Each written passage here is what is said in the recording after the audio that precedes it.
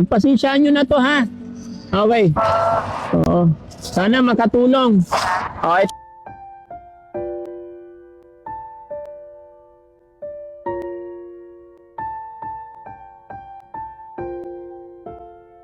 Pahingi naman ako.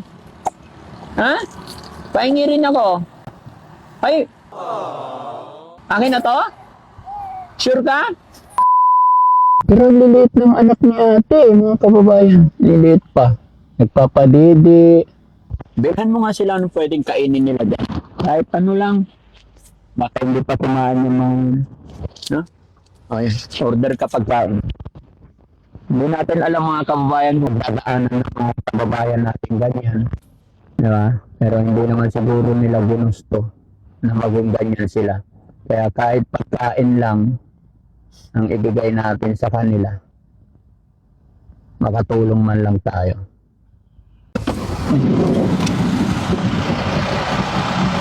Ate, halika. Pwede magtanong? Pwede magtanong? Taga saan po kayo, te?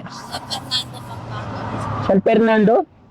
Ilan buwan na yung baby mo? Isang taon po. Isang taon. Ilan ang anak mo?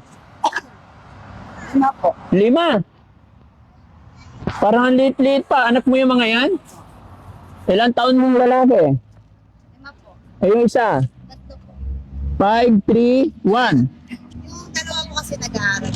Nag-aaral na. Oh, tapos anong nangyari sa leg niya? Since niya po yan.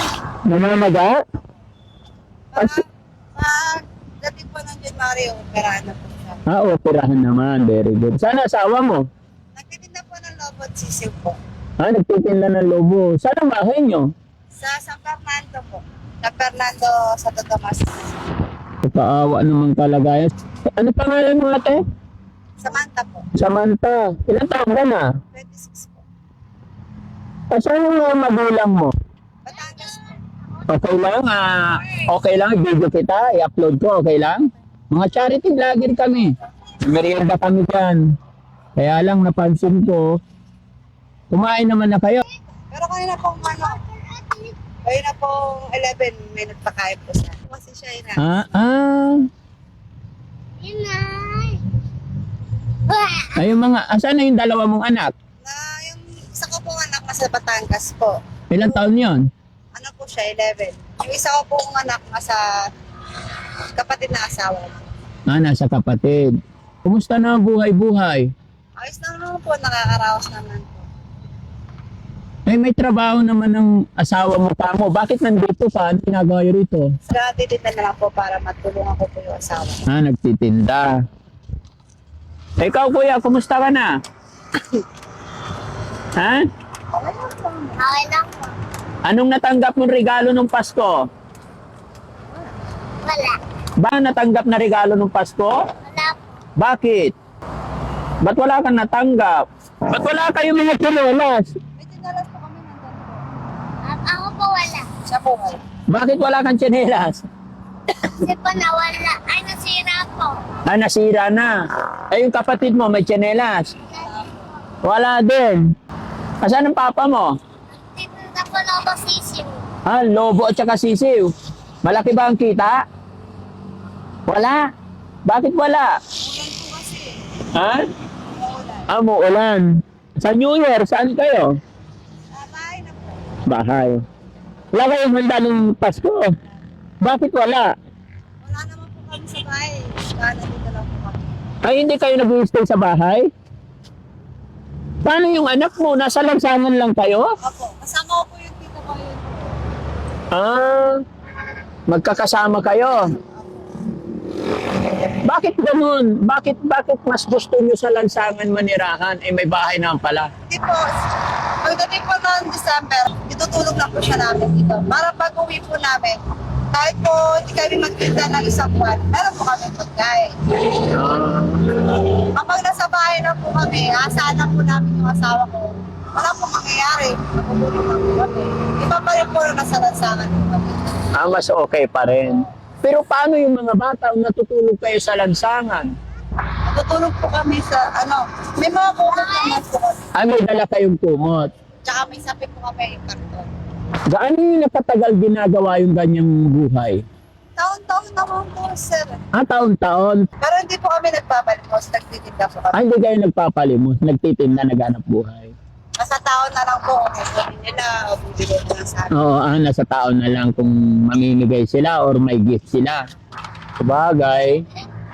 Sa bahay po kasi, magkakaroon pa po kami ng utang, magkakaroon kami ng makukuta pa yung mga anak ko. Iba pa rin po talaga kapag nasa lansangan. Nasa lansangan. Asan ang nanay tatay mo? Sa Batangas po. Batangas din. Ba't nandito kayo? Ano to? Anong lugar to? Yung asawa ko po, taga rito po siya. Taga rito yung asawa mo. Pero ang dami nyo ng anak 5? Okay naman. Ikaw, kuya. Ayan po, pamangkin ko po yan. Pamangkin, kasama nyo rin siyang natutulog. Anak po siya nun. Anak siya ng tita. Bali, family pala talaga kayong gumagala. Okay. Yung anak mo hindi nagkakasakit. Siyempre, malamig sa labas. Nangaspa nga po siya eh. Ha? Nangaspa nga po. O diba? Kasi malamig sa labas. Hintayin mo lang ha. Nagpabili ako ng pagkain nyo. Sabi mo kasi hindi pa kayo kumakain. Hintayin mo lang. Ha? Marami ka na nahingi. Pahingi naman ako. Ha? Pahingi rin ako. Akin na to? Sure ka? Pagalitan ka ng Pagalitan ka ng mama mo. Ha? Halika. Bakit mo binigyan? Ha? Sabi niyo po. Sabi ko. Di ba hinihingi mo rin para magkapera ka? Sino mga nagbigay ito? Mga tao. Di ba pinaghirapan mo to, bakit mo bibigay sa akin? Sabi niyo.